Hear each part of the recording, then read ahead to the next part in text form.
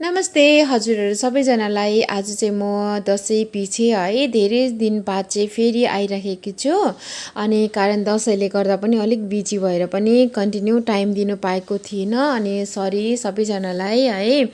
अनि आज चाहिँ मैले चक्लेट केकको रेसिपीलाई चाहिँ रेडी गरेको छु, अनि आशा छ हजुरहरूलाई मनपर्छ होला भनेर मैले एकदमै कम्ती सामानबाट अनि एकदमै छिटो अनि सजिलो टाइपले रेडी गरेको छु। अनि आशा छ हजुरहरूलाई मनपर्छ होला भनेर, अनि मन पर्यो भने चाहिँ लाइक कमेन्ट अनि सेयर सब्सक्राइब पनि गरिदिनुहोस् है। सो स्वागत छ माला सिद्ध गुरुङको रेसिपीमा हजुरहरू सबैजनालाई फेरि पनि। अब भने म सुरु गर्नेछु केक बनाउनको लागि।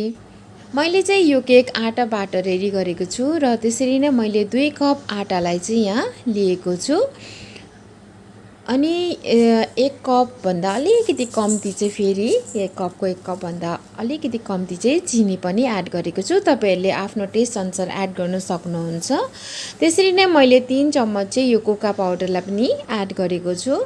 अनि आधा कप जति चाहिँ 1 कपको आधा कप चाहिँ फेरि मैले यो रिफाइन ओइललाई पनि एड गरेको छु। यसमा चाहिँ बेकिङ पाउडर सोडाहरू लगाउनु पर्दैन।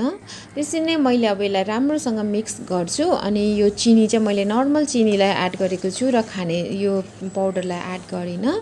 अनि मैले दुधले मजाले यसरी यसको ब्याटरलाई रेडी गर्न जाँदैछु र मैले यहाँ चाहिँ यो ब्लेन्डरले चाहिँ यसरी यसलाई ब्लिड गर्दैछु।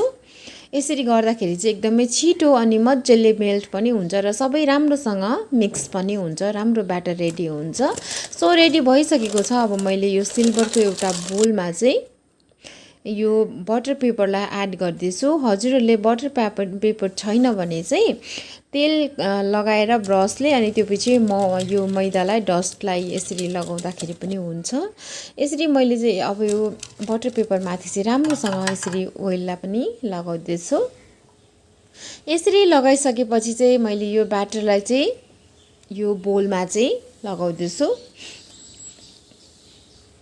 यो ब्याटर चाहिँ एकदमै राम्रो भएको छ है। तपाईहरुले चाहिँ यतिकै बनाउनु पर्ने हुन्छ। साह्रो पतला भयो भने पनि फेरि गिलो हुन्छ, छिटो पाक्दैन है, राम्रो हुँदैन। अनि मोटो भयो भने पनि फेरि एकदमै कडा हुन्छ क्या, त्यो ब्रेक हुन्छ र राम्रो हुँदैन। अनि यतिको चाहिँ ठिक्कको हुन्छ ब्याटर गर्दाखेरि।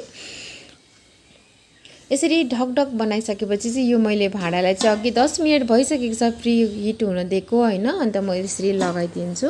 अब आफ्टर 35 मिनट्स 30 to 35 मिनट्स चाहिँ मेरो केक चाहिँ यतिको भइसकेको छ हैन। अब म यसलाई चेक गर्छु। अब यो चाहिँ राम्रोसँगले यसरी यो नाइफमा चाहिँ आएन हो। सो अब चाहिँ भनेपछि पाकिसकेछ यो। र चाहिँ म त्यो केकलाई यसरी निकालेपछि चाहिँ मैले यो डिलाइटको यसरी यो क्रिमलाई चाहिँ लिएको छु। अनि यो क्रिम चाहिँ म एक साइडबाट यसरी गर्छु, किन सबै खोल्यो भने चाहिँ यो ज्यादा हुन्छ नि त हैन, अनि फेरि राख्नुलाई धेरै असुविधा हुन्छ। सो त्यही भएर एक साइडबाट चाहिँ यसरी खोलेपछि चाहिँ म निकाल्छु। अनि तपाईले क्रिम राख्दा चाहिँ जहिले पनि डीप फ्रिजरमा राख्नुपर्छ। अनि आफूले चलाउनु 1 दिन अगाडि या 6-7 घण्टा अगाडि चाहिँ नर्मल फ्रिजरमा राख्नुपर्छ, फ्रिजमा चाहिँ राख्नुपर्छ, नभए भने फेरि ढुङ्गा जस्तै हुन्छ नि त। अनि अब त्यो क्रिमलाई ब्लिड गर्दाखेरि चाहिँ फेरि मेल्ट हुन्छ राम्रोसँगले, त्यो एकदम स्टिफ हुँदैन भनेर चाहिँ यसरी गरम ठाउँमा छ भने चाहिँ आइसको क्युबलाई पनि लिनुपर्छ। अब चाहिँ म यो क्रिमलाई ब्लिड गर्दैछु। यसरी चाहिँ गर्दै गएपछि चाहिँ मैले यसलाई चाहिँ मुनिबाट चाहिँ भाँडामा चाहिँ यो आइसको क्युबलाई राखेको छु, नभए चाहिँ यो क्रिम एकदमै राम्रो हुँदैन। यो हामी एकदम अहिले गरम ठाउँमा छ, सो त्यही भएर अब चाहिँ यो मेरो क्रिम रेडी भइसक्यो। अनि अघिको केकलाई पनि म डिमोल्ड गर्छु र चाहिँ यसको त्यो सबै पेपरहरू निकालिसकेपछि यो केक चाहिँ एकदमै मजाले रेडी भइसकेको छ। अब यो टप भागलाई चाहिँ हल्का काटेर फ्याँक्दिन्छु। यसको लेभललाई इक्वल बनाउनुको लागि चाहिँ मैले काटेर फ्याँकेको हो, नभए नफ्याँक्दा पनि हुन्छ। यसरी काटेर फ्याँकिसकेपछि अब म फेरि यसको मिडल भागमा पनि यो केकलाई चाहिँ म 2 पिस गरेर काट्छु, 2 पिसको मात्रै बनाउँछु। सो त्यही भएर चाहिँ मैले यसरी बीचको भागलाई पनि काटिसकेँ। र अब म यो पाइपिङ ब्यागलाई चाहिँ फेरि यसरी सानोबाट यो तलको भागलाई काटेर चाहिँ अब म यसमा चाहिँ यो नोजललाई लगाउँछु। यसले चाहिँ अहिले क्रिम लगाउँदा एकदमै सजिलो हुन्छ र क्रिमको त्यो फुल जब हामीले डिजाइन दिन्छ तब सजिलो हुन्छ। अनि यहाँ चाहिँ मैले यो डबल बोइलिङबाट चाहिँ यो यसरी चाहिँ यो चक्लेट डार्क चक्लेटलाई चाहिँ मेल्ट गर्दैछु। यसरी चाहिँ एकदमै मजाले मेल्ट हुन्छ। तपाईले मैले चाहिँ यहाँ दुध एड गर्दैछु, तपाईले दुधको बदला यो केकको क्रिमलाई एड गर्नुभयो भने पनि हुन्छ। यसरी चाहिँ एकदमै राम्रोसँग मेल्ट हुन्छ। सो मेल्ट भइसक्यो। अब चाहिँ म फेरि यहाँ 1 चम्मच क्रिम लगाउँछु हैन।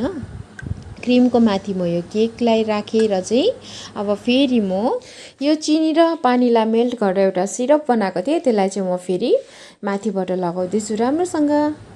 अब लगाइसकेपछि चाहिँ म यो स्ट्रबेरीको क्रसलाई चाहिँ माथिबाट फेरि एड गरिदिन्छु। तपाईले यो क्रिम लगाएर क्रिमको माथि क्रस एड गर्दा पनि हुन्छ, तर मैले चाहिँ फर्स्टमा यो हल्का पिङ्क कलर निकाल्नुको लागि चाहिँ फर्स्टमा मैले क्रसलाई एड गरिसकेँ। अब चाहिँ म भने क्रिमलाई फेरि एड गर्नेछु। यसरी क्रिमलाई बिस्तारै बिस्तारै सबैतिर लगाउनुपर्छ मज्जाले। यो हल्का पिङ्क कलर पनि निकाल्नुको होस् भनेर चाहिँ मैले फर्स्ट चाहिँ क्रसलाई एड गरेको। अब चाहिँ यो फर्स्टको लेयरलाई जुन हुन्छ त्यसलाई चाहिँ त्यति मजाले मिलाइरहनु पर्दैन, किनभने माथिबाट हामीले अर्को पनि लेयर लगाउनुपर्छ नि त, केकलाई एड गर्नुपर्छ। सो त्यही भएर मैले यहाँ चाहिँ अब यतिको मात्रै बनाउँछु। अब चाहिँ फेरि अर्को पिसलाई पनि एड गरेर फेरि त्यस अघिको जस्तै गरेर सिरप लाएर क्रस लाएर रेडी बनाएको छु। अब म फेरि क्रिमलाई एड गर्नेछु यो पाइपिङ ब्यागको सहायताबाट। सो त्यही भएर चाहिँ म पाइपिङ ब्यागमा चाहिँ फेरि यो क्रिमलाई चाहिँ मजाले लगाउँछु। यसमा यो पाइपिङ ब्यागमा चाहिँ यसरी ग्लासको भित्र लगायो भने चाहिँ मजाले सजिलो हुन्छ लाउनु, त्यही भएर मैले यसरी एड गर्दैछु। अब चाहिँ लगाइसकेँ, यहाँ चाहिँ रेडी भइसक्यो। अब चाहिँ म फेरि केकको माथि चाहिँ बिस्तारै मजाले मिलाएर चाहिँ लगाउनु पर्छ। यसो गर्यो भने चाहिँ सजिलो हुन्छ क्या मैले मिलाउँदा पनि।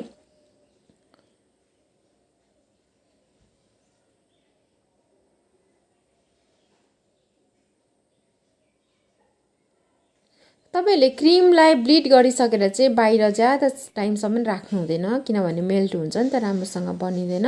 अब यसरी लगाइसकेपछि चाहिँ म यो फेरि बाहिरको साइडतिर पनि त्यही पाइपिङ ब्यागकै सहायताबाट चाहिँ मजाले हल्का लगाउँदै गर्छु। अनि अहिले जति पुग्दैन त्यो चाहिँ म फेरि स्प्याचुलाको सहायताले चाहिँ फेरि लगाउने छु। अब चाहिँ यसरी रेडी भइसक्यो। अब चाहिँ म माथिबाट फेरि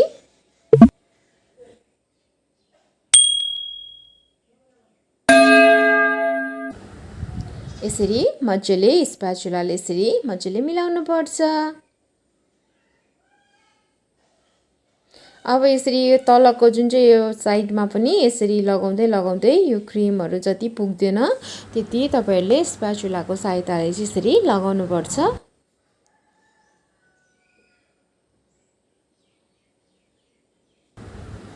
यसरी चाहिँ अब मजाले भइसक्यो हैन। माथिको पार्ट चाहिँ यसरी लगाउनु पर्छ, बिस्तारै नअत्तालिकन, एकदमै सजिलो हुन्छ लगाउँदा।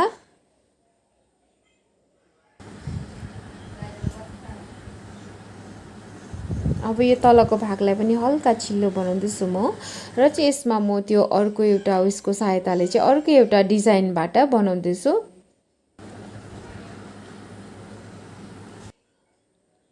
अब चाहिँ म यसलाई एउटा डिजाइन दिँदैछु।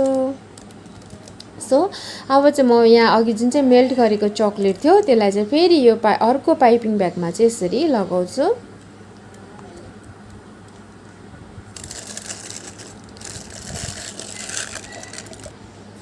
अब यो पाइपिङ ब्यागलाई चाहिँ सानोबाट म काट्ने छु, एकदमै सानो, आफूलाई जत्रो चाहिन्छ त्यही अनुसारले चाहिँ काट्नु होला। अब म यसरी लगाएर चाहिँ यो केकको माथिपट्टि चाहिँ म एउटा फुल जस्तै अब मजाले एउटा शेप दिन्छु।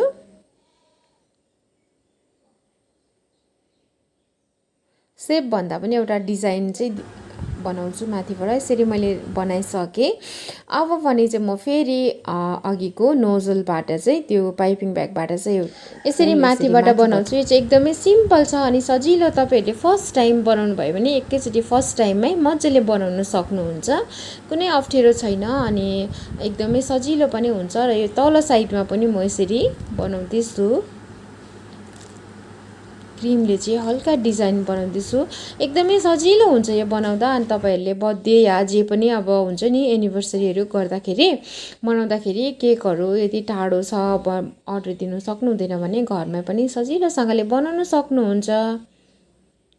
अब यो माथिबाट चाहिँ म फेरि चक्लेटले यसरी डेकोरेसन गरिदिन्छु। र चाहिँ मैले यहाँ चेरी थिएन, सो चेरी नभएर चाहिँ मैले टुटी फ्रुटीलाई चाहिँ यसरी माथिबाट एड गरेँ। हेर्नुहोस् त कस्तो राम्रो देखियो क्रिम होइन। अन्त बर्थडेको यो नेम प्लेटलाई पनि एड गरेर लगाइदिएँ होइन। अब चाहिँ हेर्नुहोस् त केक चाहिँ मैले काटेर पनि तपाईँहरूलाई देखाउँदैछु। एकदमै राम्रो भएको छ। अनि आशा छ हजुरहरूलाई चाहिँ मनपर्ने छ मैले बनाएको केकको रेसिपी भनेर। अनि मन पर्यो भने चाहिँ लाइक गरिदिनुहोस्। साथै मेरो च्यानलमा नयाँ आउनुहुन्छ भने चाहिँ सब्सक्राइब पनि गरिदिनुहोस् है। Thank you. हेर्नुहोस् त कस्तो राम्रो भएको छ। Thank you. By by.